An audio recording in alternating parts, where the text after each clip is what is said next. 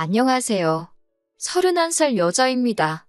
결혼한 지는 이제 2년 되었습니다. 상대적으로 형편이 어려운 시댁이었지만 결혼했습니다. 남편이 저와 연애하면서도 홀씨모아 자기 동생 살들이 챙기는 모습에 부모님께서도 생활력 강하고 가정적인 데다가 책임감도 있어 보인다고 남편을 좋게 보셨거든요. 살아보면 알겠지만 돈이 다가 아니라고, 그리고 저희들 앞날이 창창한데 좋은 사람하고 결혼하는 게 최고라면서요. 홀씨모와 여동생 살들이 챙겨왔지만 남편이 시가에 경제적으로 도움을 주거나 반대로 시가족들이 남편한테 기대 사는 모습은 아니었습니다. 친정 부모님 말 맞다나 가정적이고 생활력 강한 사람이 같이 살아보면 최고라는 말에는 저도 동의하는 바이지만 굳이 남의 집 기둥까지 뽑아오면서 결혼하고 싶지는 않았거든요. 당시 신우도 회사 다니는 직장인이었고 시어머니도 60 초반이신데다가 동네에 있는 식당이나 가게들, 아는 분들 도와드리고 하면서 나름 경제활동도 하고 계셨어요. 남편 아버지가 일찍 돌아가시면서 잠깐 힘든 시절이 있었지만 집도 서울에 대출 없이 자가로 가지고 있었고요. 신우가 취직할 때까지는 남편이 생활비를 대부분 보태기는 했지만 신우가 취직하고부터는 한 달에 2, 30만 원 꼴로 그냥 어머님 용돈 드리는 정도 말고는 크게 자기 가족들 위해 희생하고 있는 것도 없었거든요. 신우가 취직할 때까지 남편이 고생을 했으니 이제는 자기가 하겠다고 신우는 어머님 모시고 집에서 같이 살고 있었고 남편은 회사 근처에서 혼자 자취를 하고 있었어요. 그렇다 보니 저도 남편과 결혼을 긍정적으로 생각했습니다. 기둥 뽑아오면 기둥값을 내야 한다는데 남편 없이도 잘 지내고 있다는 게 제 마음을 놓이게 만들어줬어요. 어머님도 신우가 시집가면 서울에 살 필요가 뭐가 있냐고 자기 걱정일랑 하지 말고 둘이서 행복하게 잘 사는 게 최고라고 하셨고요. 상대적으로 여유 있었던 친정 쪽에서 집을 해주셨습니다. 대출이 조금 껴있기는 했지만 역세권인데다가 오래된 아파트라 재개발 호재도 있었던 곳이라 대출받은 금액보다 집값이 확 올라버려서 대출금 갚아나가는 건 아무것도 아니었어요.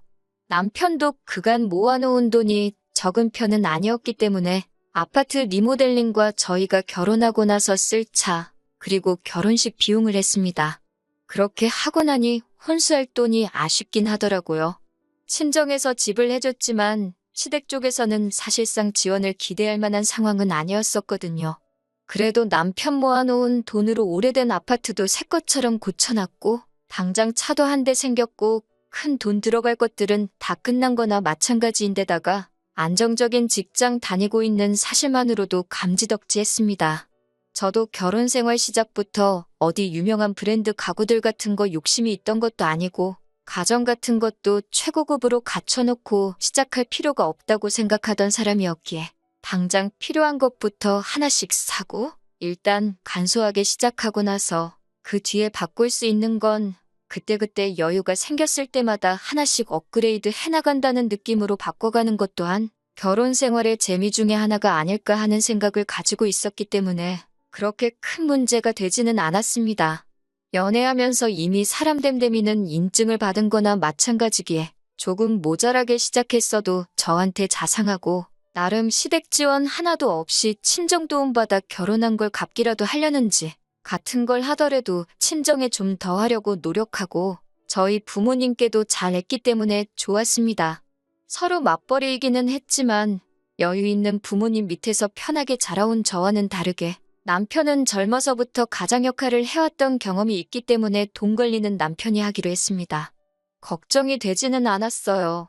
모든 내역을 제가 원할 때 아무 때나 볼 수 있게 가계부를 따로 만들기로 했고 투명하게 관리되고 있었으니까요.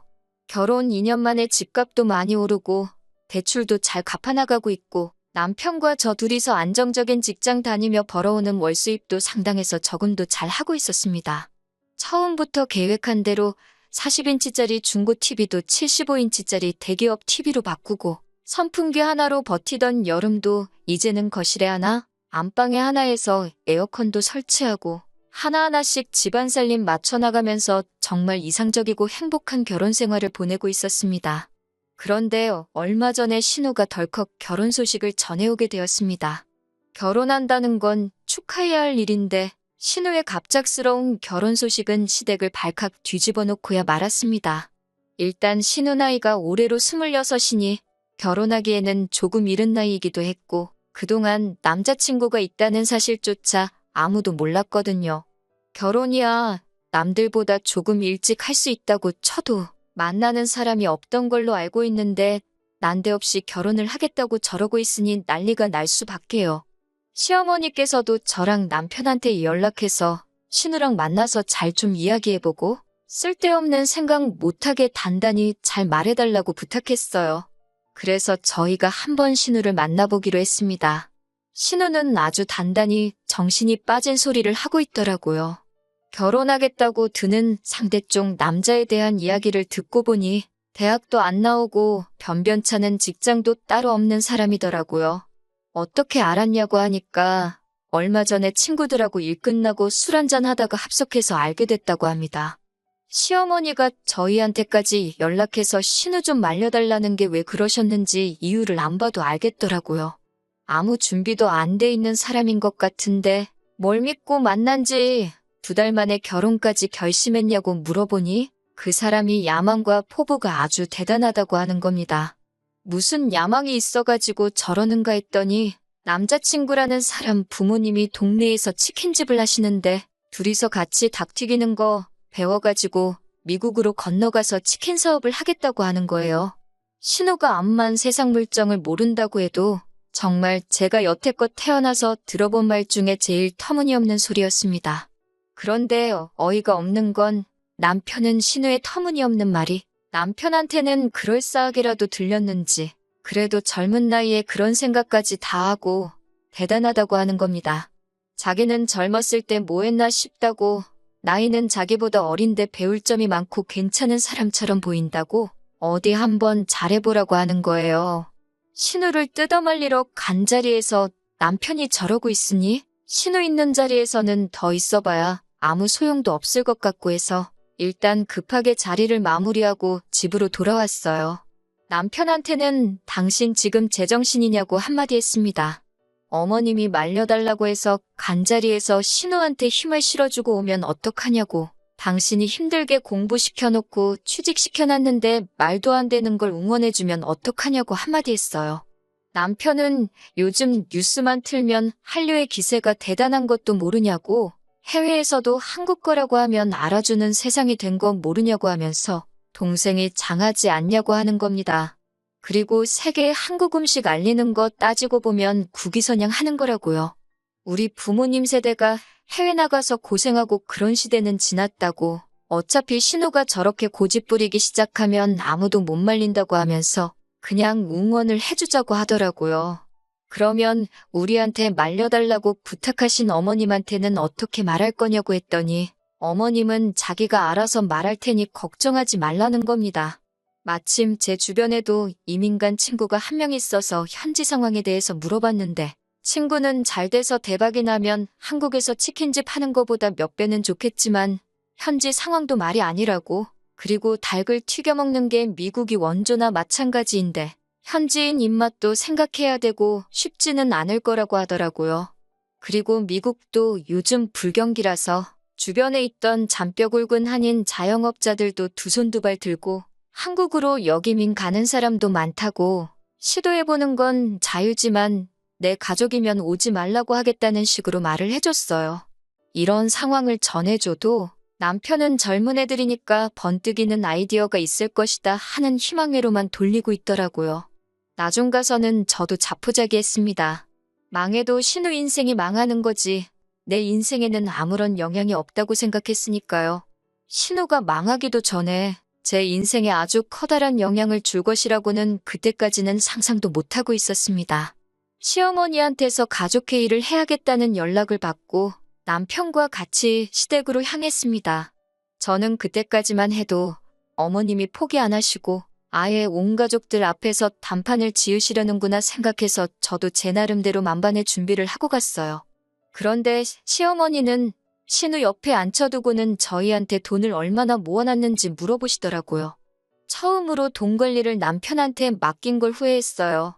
제가 관리했었더라면 안 좋은 낌새를 느끼고 안 알려줬겠지만 남편은 2년 동안 모은다고 모았지만 대출도 있고 살림살이 바꾼다고 3천만 원 정도밖에 없다고 한치의 고민도 없이 말을 하더라고요. 어떻게 남편이 구워 삶아놓은 건지. 시어머니도 신우를 시집 보내서 미국으로 보내기로 결심을 한 듯한 눈치였어요. 그런데 돈이 얼마가 있는지 왜 물어보나 싶었는데 남자 쪽 집에서 닭튀기는 기술이랑 이런 걸 다 가르쳐 줄 테니 미국으로 이민 가는 비용부터 정착금을 다 시어머니 쪽에서 부담하도록 조건을 걸었다는 겁니다. 자식들 2억 만리 외국 땅으로 보내서 고생시키고 싶지는 않으시다고요. 제가 그건 또 무슨 말도 안 되는 소리냐고 미국 집값이 얼만지나 알고 하는 소리냐고 했습니다. 그 돈이면 동네에다가 체인점을 차려도 2개는 차리겠다고 어디 동네에서 닭 튀기는 거 가지고 말도 안 되는 장사를 하려고 하냐고 그 집구석 완전 사기꾼 아니냐고 했습니다. 그런데 신우가 옆에서 저보고 공부만 해서 뭘 모르나 본데 체인점은 본사에서 이렇게 뜯어가고 저렇게 뜯어가서 남는 것도 없다고 하더라고요. 신우한테 당장 베란다 나가서 창문 밖에 보이는 체인점 치킨집이 몇 갠지나 세보고 오라고 했습니다. 저 사람들은 뭘 몰라가지고 체인점 내서 장사하고 있겠냐고 했더니 저 사람들은 체인점에 뜯길 거 다 뜯기면서 자기 인건비 버는 사람들이라고 평생 큰 돈은 못 버는 사람들이라고 무시를 하는 겁니다.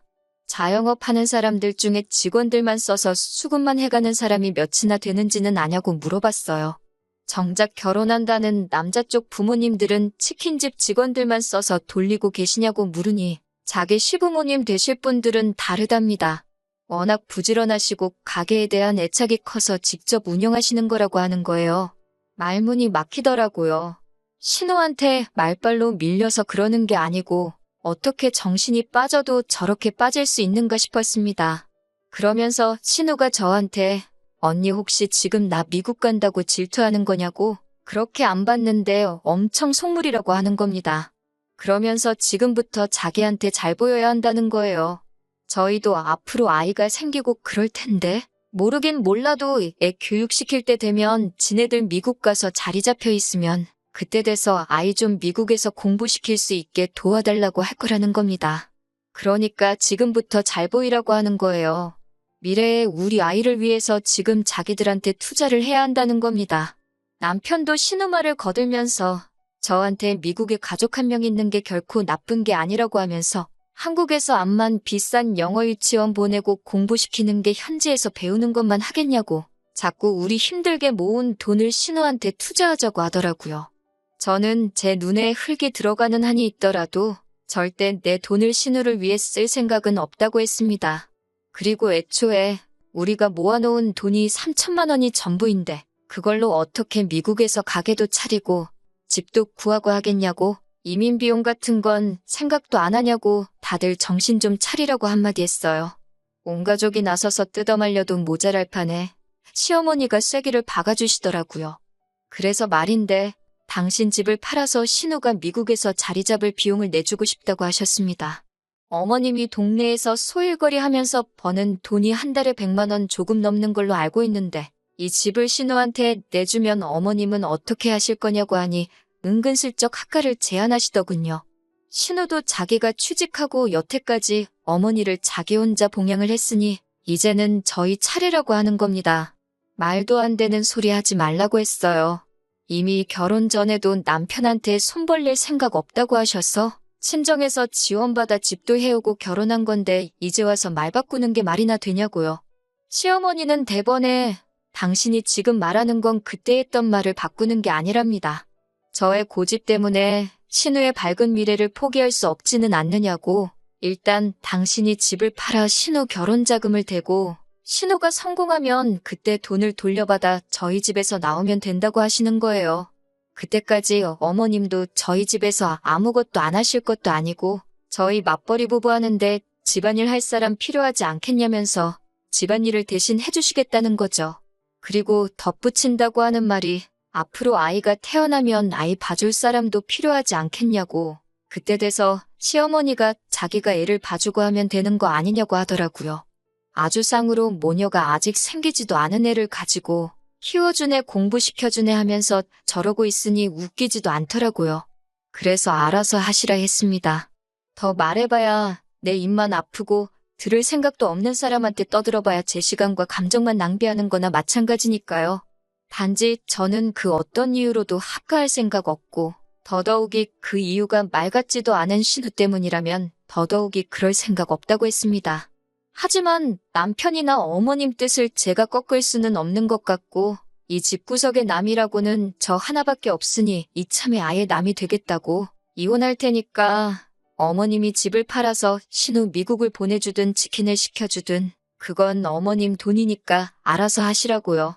잘도 신우가 치킨 팔아서 어머님 집 한 채를 다시 해주겠다고 로또 되면 그 돈 갚겠다고 하는 말이랑 뭐가 다르냐고. 장담컨대 신우가 닭집 차려서 미국에서 금이환영하면 그때부턴 제가 사람이 아니라 닭이라고. 그때는 집 팔고 양계장 들어가서 살겠다고 하고 뛰쳐나왔습니다. 집에 먼저 택시 타고 돌아와서 남편 짐이란 짐은 다 집 밖으로 모아다가 빼놨습니다. 뒤늦게 돌아온 남편이 자기 옷 가지며 밖에 나와 있는 거 보고 이게 너 혼자만의 집이냐고? 뭐 하는 짓이냐고 소리치길래 어디 자신 있으면 소송까지 가보자고 한마디 했습니다. 남편은 쫄았는지 자기 옷까지 챙겨다가 다시 시댁으로 향했고요. 적당히 했으면 남편이 리모델링한 것도 있고 차 가져온 것도 있고 하니까 그 부분 제대로 계산해서 협의 이혼을 하려고 했는데 이 인간이 기어이 소송까지 걸어왔습니다. 2년이라고 같이 살았다고 재산분할 인정받기는 했는데 기어도라고 얼마 인정받지도 못해서 제가 주려던 돈보다 훨씬 싸게 나왔어요.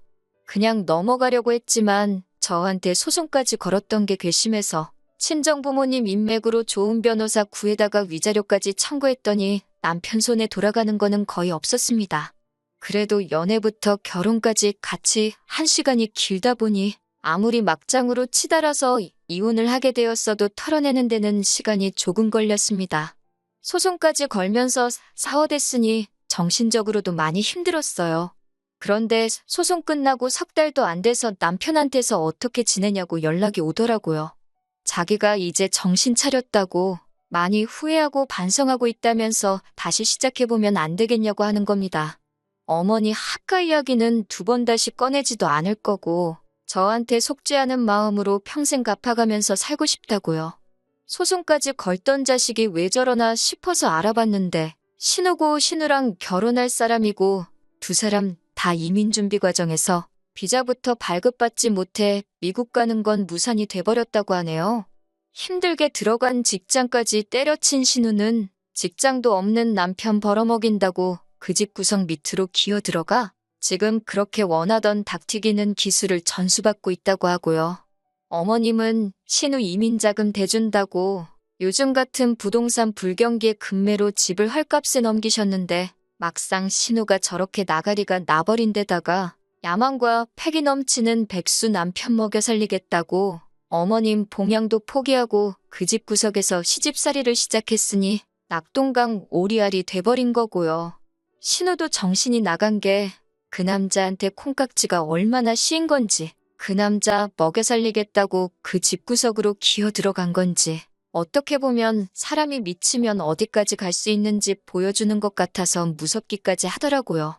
남편은 남편대로 이혼남 딱지 붙은 것도 불리한데 모아놓은 돈도 집도 절도 없는데 홀씨모까지 달고 살게 되었으니 앞으로 재치는커녕 연애도 못하게 생겼으니 저한테 다시 잘해보자고 연락한 것 같았습니다. 꼭 찍어 먹어봐야지 똥인 걸 아는 멍청한 남자는 제 쪽에서 사절이라고 일 없으니까 앞으로 연락하지 말라고 했어요. 또 연락해오면 다음에는 저도 법적인 절차를 밟아야겠다고 울음장을 놓으니 그 이후로는 두 번 다시 연락도 못하더라고요. 신우 망했다는 말에 속이 후련해졌으니 제가 나쁜 사람 같은데 그 좋아하던 대들보 노릇 다시 할 수 있게 만들어줬으니 좋은 일도 하나 한 것 같아서 그냥 그걸로 퉁치려고 합니다. 소원 성취 시켜줬으니 괜히 저한테 다시는 기웃거리지 말고 알아서 평생 그 모양 그 꼴로 살았으면 좋겠어요.